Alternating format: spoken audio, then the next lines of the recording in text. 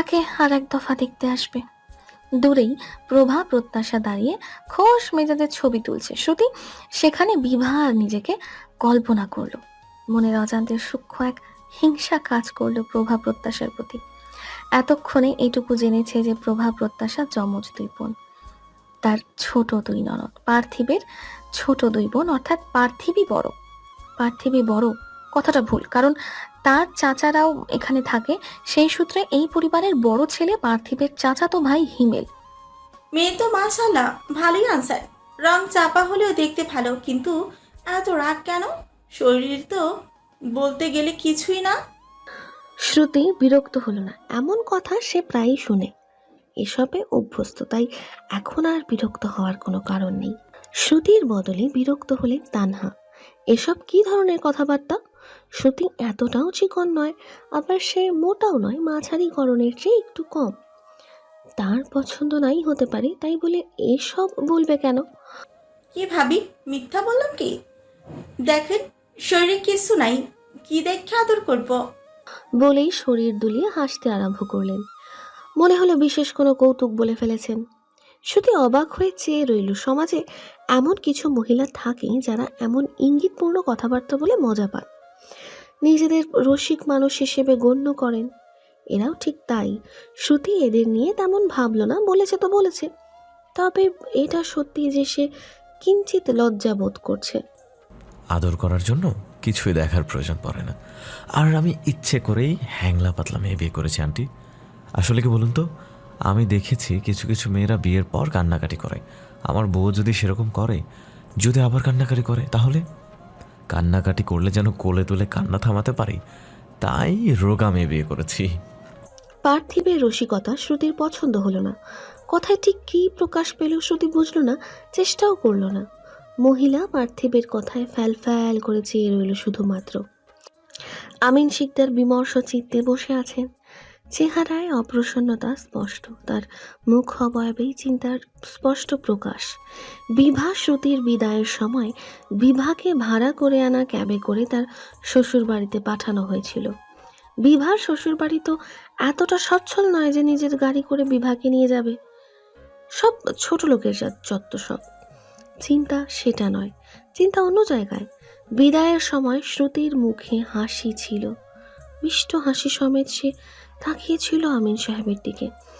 হাসিটাতে যে লুকায়িত কোনো চিন্তা ছিল তা স্পষ্টই বুঝেছে আমিন সাহেব। তার থেকেও বড় বিষয় হলো, যাওয়ার আগে শ্রুতি আমিন সাহেবের দিকে এগিয়ে এলো, মুখটা আমিন সাহেবের শ্রবণেন্দ্রিয়ের সামনে নিয়ে বলল, বাবা, বেশি কষ্ট একদম পাবেন না। আপনার ছোট মেয়ে 6 মাসের মধ্যেই আপনার বাড়িতে আবার ফিরে আসবে, কথা দিলাম। আপনি একদম নিশ্চিন্তে থাকতে পারেন। বলার সাথে সাথেই তার মুখের হাসি আরো প্রশস্ত হলো, সেই সাথে আমিন সাহেবের চুপসে যাওয়া মুখটা আরো রক্তশূন্য হলো। ঘটনাটির স্মরণ করা মাত্রই বিন্দু বিন্দু ঘাম জায়গা করে নিল তার মুখমণ্ডলে। ঘটনাটি প্রথমে আমলে নেয়নি তিনি, কিন্তু এখন বড্ড দুশ্চিন্তা হচ্ছে তার। শ্রুতি যেন তেন মেয়ে নয়। শ্রুতিকে সে ভয় পায়, বিন্দুমাত্র হলেও পায়, যদিও সেটা অপ্রকাশিত। শ্রুতির সামনে প্রকাশ করে না তিনি, কিন্তু কি করবে শ্রুতি? সত্যি কি কিছু করবে? যদি আসাদ সাহেব তার উপর রেগে যান, তার কোম্পানির সাথে প্রজেক্টটা যদি রিজেক্ট করে দেন, তাহলে তার চেয়েও বড় কথা, এত বড় বাড়িতে বিয়ে হয়েছে শ্রুতির। এত বড় লোক বাড়ির সাথে আত্মীয়তার সম্পর্ক সামান্য ব্যাপার নয়, এর সাথে তার অনেক স্বার্থ জড়িয়ে আছে। সবটা ভেস্তে যাবে না তো কোনোভাবে? কি নিয়ে এত চিন্তা করছো বলো তো? আমিন উত্তর দিলেন না। সব প্রশ্ন উত্তর পাওয়ার আশায় করা হয় না, এটাকেও সেই কাতারে ফেলা যেতে পারে। শাহিনা বলল, তোমার ওই ছোট মেয়েকে নিয়ে ভাবছো বুঝি? ভেবো না, কিছু করতে পারবে না। বিয়ে হয়ে গেছে, শ্বশুরবাড়ি চলে গেছে, তারাই ওর ডানা কেটে ঘরে বসায় রাখবে। মেয়েদের যত উড়াউড়ি সব বিয়ের আগেই আগেই যা, বিয়ের পরে শ্বশুরবাড়ি কয়েক ঘা পিঠে পড়লেই শায়েস্তা হবে ওই বেয়াদব মেয়ে। আমিন সাহেব শাহিনার দিকে তাকালেন। শাহিনা প্রতিবার বিভা শ্রুতিকে তোমার ওই মেয়ে বলে সম্বোধন করেন। এর কারণ কি? সে কি বিভা শ্রুতিকে নিজের মেয়ে ভাবে না? কিন্তু বিয়ের সময় তো সে বলেছিল ওদের নিজের সন্তান ভেবেই লালন পালন করবে সে। অবশ্য কাকে কি বলবেন আমিন সাহেব, সে নিজেই তো ভাবে না। কালো মানুষের প্রতি তার তীব্র ঘৃণা, হোক সে নিজের মেয়ে কিংবা ছেলে। কালো মানুষের দিকে তাকালেই তার ঘৃণা লাগে গা গুলোয়। শাহিনা, তুমি হয়তো ভুলে গেছো শ্রুতি যা বলে তাই করে দেখায়। এর আগের বার আমার অফিসের জ্ঞানী গুণী মানুষের সামনে যা ঘটেছিল তা নিশ্চয়ই তোমার মনে আছে। 1 কিংবা 1.5 বছর আগের কথা। সেদিন ছিল বিভার জন্মদিন। ভালো মন্দ রান্না হয়েছে, যদিও বিভাই সব রান্না করেছে শ্রুতির জোরাজুরিতে, কারণ নিজেকে এতটাও গুরুত্বপূর্ণ বিভা ভাবে না যার জন্মদিনে এত ভালো ভালো রান্না হবে। শ্রুতি চায় যাতে আজ সে, বিভা, হামিম আর তার দাদি আম্মু মিলে দিনটা উপভোগ করতে পারে। কিন্তু ব্যাঘাত ঘটালো আমিন সাহেব। সে জানালো আজ তার অফিসের কিছু মানুষ আসবে তার বাড়িতে, দুপুরে লাঞ্চ করে তবেই যাবেন। এটাও জানা গেল তার অফিসের ক্লায়েন্টরা নিজ ইচ্ছেতে আমিন সাহেবের বাড়িতে আসছে। শ্রুতির রাগ হলো, ক্রোধে ফেটে পড়ল সে। তেজপূর্ণ গলায় বলল, আজ এই বাড়িতে কেউ আসবে না, কেউ না। আমিন সাহেব রাগ সহিত চাইলেন শ্রুতির পানে। আজকাল এই মেয়েটাকে তার আর সহ্যই হচ্ছে না। মাঝে মধ্যে বড্ড আফসোস হয় তার, সে কেন জন্মের পরেই এই মেয়েটাকে গলা টিপে হত্যা করলো না, কেন? আমিন সাহেব রাগ সংবরণের বৃথা চেষ্টা করে বললেন, আমাকে রাগাস না, আমি কোনো রকম ঝামেলা চাইছি না। আমার ক্লায়েন্টে আসবে মানে আসবেই। শুনবে না তো আমার কথা? ওকে, শুনো না, কিন্তু এর পরে যা হবে তার জন্য একমাত্র তুমিই দায়ী বাবা। শেষের বাবা ডাকটা কিছুটা সুর তুলে বলল শ্রুতি, সাথে ছিল কটাক্ষ। বলেই হাসতে হাসতে চলে গেল সে। দুপুর 1:30। দুপুরে আমিন সাহেবের ক্লায়েন্টরা সবাই এলো। সোফায় বসে তারা আলাপ আলোচনা করছে। কিছুক্ষণ পর আমিন সাহেব সকলকে দুপুরের খাবারের জন্য ডাইনিং টেবিলে আমন্ত্রণ জানালেন। সবাইকে একে একে বসলো। আমিন সাহেব গলা উঁচিয়ে ডাকলেন খাবার পরিবেশনের জন্য। শ্রুতি হাসি মুখে রান্নাঘর থেকে বেরিয়ে এলো। আমিন সাহেবের ভ্রু আপন শক্তিতে এক হয়ে গেল। শ্রুতি হাসি মুখে সকলকে সালাম দিল। আসসালামু আলাইকুম। ওয়ালাইকুম সালাম। কিছু কিছু ব্যক্তিবর্গ সালামের উত্তর নিলেন। ভালো আছেন আঙ্কেল? আমি শ্রুতি, আমিন শিকদারের আদরের ছোট মেয়ে। ভালো নাম ফাতিমা ইসলাম। বলেই হাসি সমেত আমিন শেখদারের দিকে তাকালেন। ইতিমধ্যে তার মুখমণ্ডল রক্তশূন্য। শ্রুতির পরিকল্পনা আন্দাজের বৃথায় চেষ্টায় নেমেছে সে। মা, কথা পরে হবে, যাও আগে খাবার নিয়ে এসো। তোমার আঙ্কেলেরা তো বসে আছে। খাবার তো নেই বাবা। খাবার নেই মানে কি বলছো এসব? মাথা ঠিক আছে? আপনারা কিছু মনে করবেন না, আমার ছোট মেয়েটা মজা করতে একটু বেশি পছন্দ করে, এই আর কি। বাবা আমি মজা কেন করব? আমি মজা করছি না, সত্যি বলছি খাবার নেই। আর তাছাড়া এত নাটকের কি প্রয়োজন আছে বলো তো? সত্যিটা বলে দাও ওনাদের, তাহলেই তো হয়। কোন সত্যি? সেখানকার মধ্যবয়স্ক মতো একজন লোক বলে উঠল। শ্রুতি অসহনীয় চাহনির সাথে বলল, আর বলবেন না আঙ্কেল, লজ্জার বিষয়। কাল থেকে বাবা চিন্তায় চিন্তায় শুকিয়ে যাচ্ছিল আপনারা আসবেন বলে। আসলে বাবা একটু কৃপণ ধাঁচের তো, এরকম উল্টাপাল্টা খরচ একদম পছন্দ করেন না। অথচ আপনারা নাকি বলেছেন আপনারা নিজ থেকে আমাদের বাসায় এসে লাঞ্চ করতে চান। সে নিয়ে বাবার সে কি চিন্তা, চিন্তা আর দেখে কে। পরে সে বসে বসে নাটক সাজাতে লাগলেন যেন আপনারা এলে আমি খাবার না থাকার নাটক করি। আসলে খাবার আছে, কিন্তু শুধু আমাদের বাড়ির 6 জনের। আপনারা খেলে আমাদের আর খাওয়া হবে না। বলেই করুণ মুখটা আরো করুণ করার প্রচেষ্টায় নেমে পড়ল শ্রুতি। অন্যদিকে আমিন হতভম্ব বিস্ময় আগ্নেয়গিরির লাভার ন্যায় দৃষ্টিতে চেয়ে আছে শ্রুতির দিকে। গর্জে উঠে বললেন, শ্রুতি, এসব কোন ধরনের মজা? তোমার মজা বন্ধ করো। আর শাইনা কই? তাকে ডাকো, তোমার আম্মু ডাকে জলদি। শ্রুতি শিশু সুলভ দৃষ্টি মেলে বলল, এতজন মানুষ আসবে শুনে মা ভীষণ রেগে গেছেন, তাই ছাদে চিলেকোঠার ঘরে রাগ করে দরজা বন্ধ করে বসে আছেন। টেবিল থেকে ইতিমধ্যে সবাই উঠে দাঁড়িয়েছে, তাদের চেহারা অপমানে জর্জরিত। আমিন সাহেবের ভালো অমায়িক ব্যবহারেই সবাই নিজ থেকেই এ বাড়িতে আসতে চেয়েছে, কিন্তু এইভাবে অপমানিত হবে কিংবা তাদের পারিবারিক ঝামেলায় ঢুকে পড়বে কেউ ভাবেনি। কেউ কেউ মাথা নিচু করে দাঁড়িয়ে আছে, এখানে তাদের বলার কিছু নেই। মেয়েটা কি মিথ্যে বলবে? তাদের মধ্যে একজন খাটো লোক বলে উঠল, আজ তাহলে আসি, আমার হঠাৎ একটা কাজ পড়ে গেল, যেতে হবে। আমিন সাহেব কি বলবে ভেবে পেলেন না। এরা তো শুধু মেহমান নয়, এরা সবাই টাকার কুমির। এদের সাথে সম্পর্ক খারাপ হওয়া মানে নিজের পায়ে নিজের কুড়াল মারা। কি বলে আটকাবেন তিনি? ইতিমধ্যে সকলে লজ্জায় অপমানে রাগে প্রস্থান করে ফেলেছে। ঠিক সেই মুহূর্তে দৌড়ে দৌড়ে সিঁড়ি বেয়ে নেমে এলো শাহিনা। উদ্গ্রীব কণ্ঠে বলল, কই কই ক্লায়েন্ট কই? তোমার না ক্লায়েন্ট আসার কথা ছিল, কই তারা? এরকম লাগছে কেন তোমাকে? শান্ত গলায় প্রশ্ন ছুড়ল আমিন সাহেব। এতক্ষণ কোথায় ছিলে তুমি? ক্রোধে ফেটে পড়ল শাহিনা। ক্রুদ্ধ দৃষ্টি শ্রুতির পানে মেলে বলল, শ্রুতি আমাকে ছাদে আটকে রেখেছিল, এইমাত্র তোমার বড় মেয়ে গিয়ে দরজা খুলে দিল। কথাটা শোনা মাত্রই যেন আমিন সাহেবের চোখ মুখ ফেটে লাভা বের হতে লাগলো। শ্রুতির দিকে তাকালে সে মুচকি হাসি সমেত চলে গেল। ক্লায়েন্টের জন্য রান্না শাহিনার সকল খাবার রাস্তার পথ শিশুদের মাঝে বিলিয়ে দিল বিভা শ্রুতি। এরপর তারা দিনটিকে তাদের মতো উদযাপন করলো। যেখানে ছিল বাহার, বিভা, হামিম, তাদের দাদি আম্মু আর তাহিরার মিষ্টি হাসি সমেত একটি মুখ।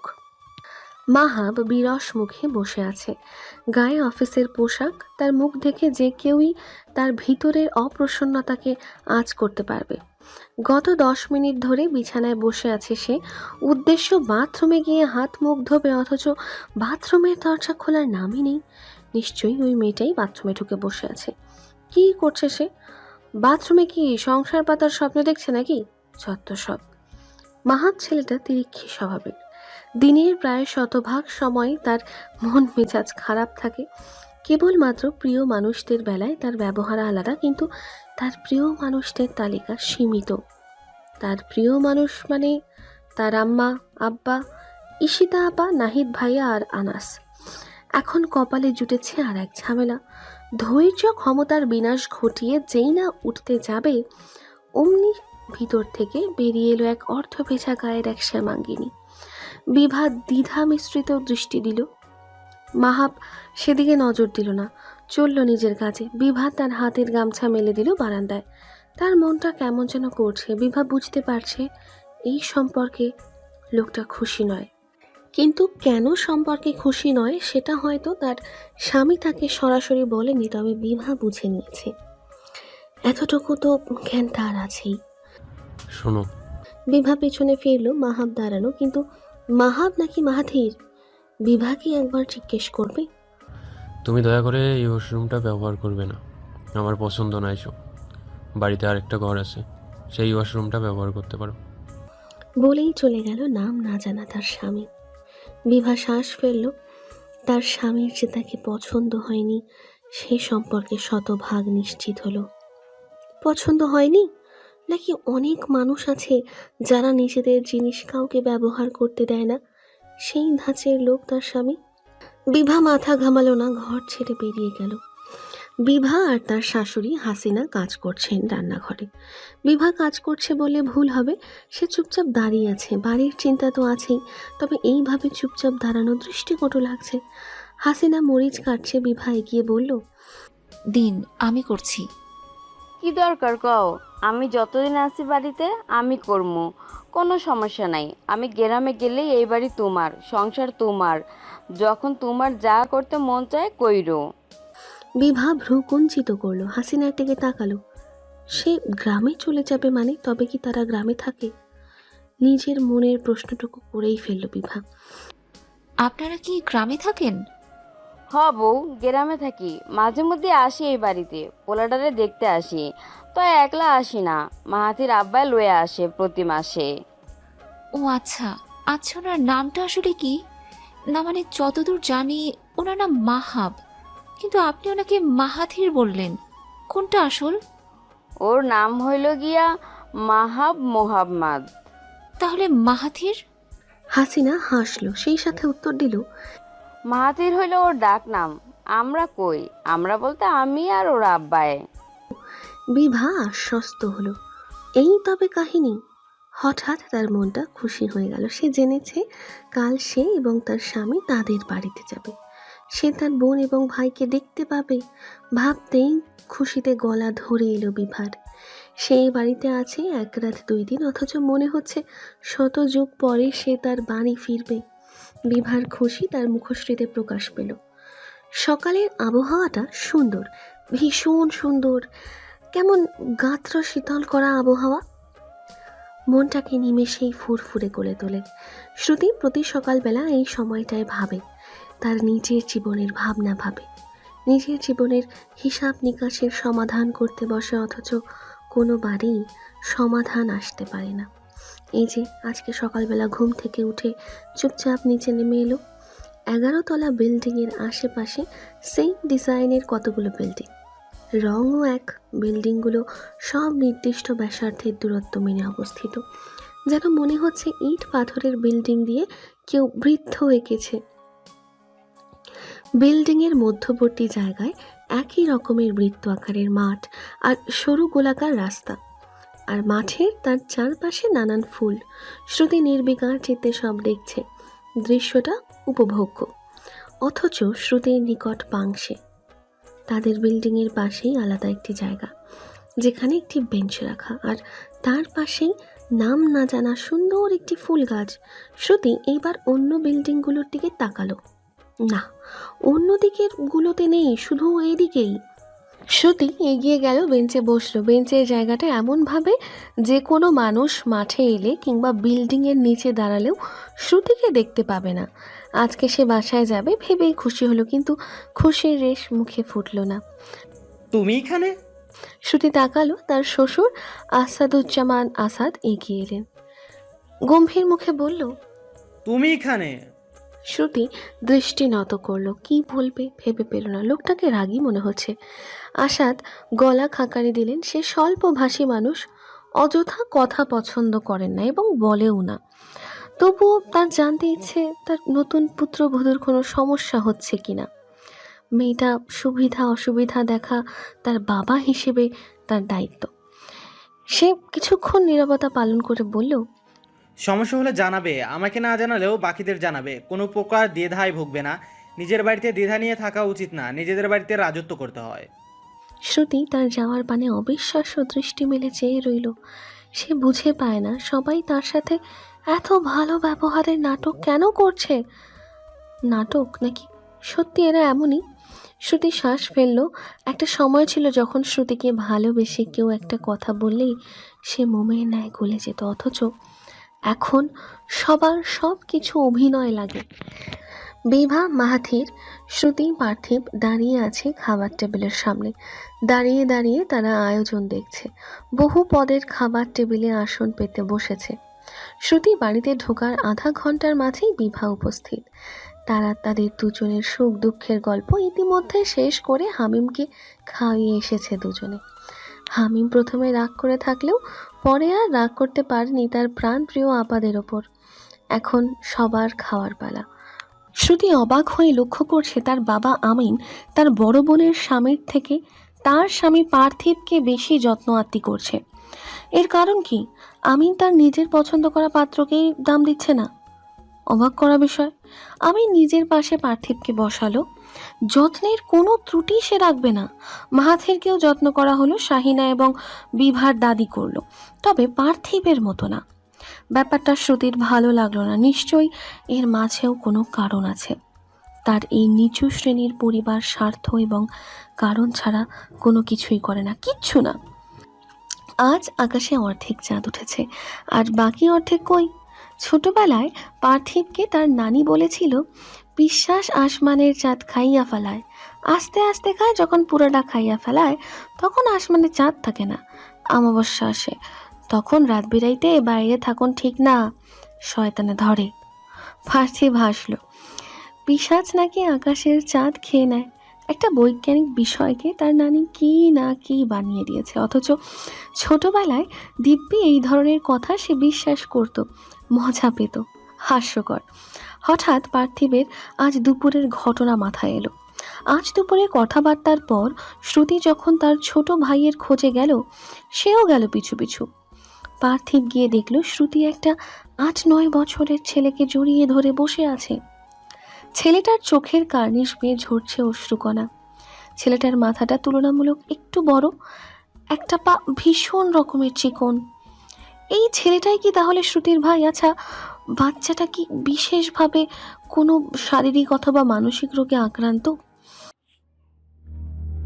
গল্পের পরের পর্বগুলো দেখার জন্য চ্যানেলটি সাবস্ক্রাইব করে সঙ্গেই থাকুন। ধন্যবাদ।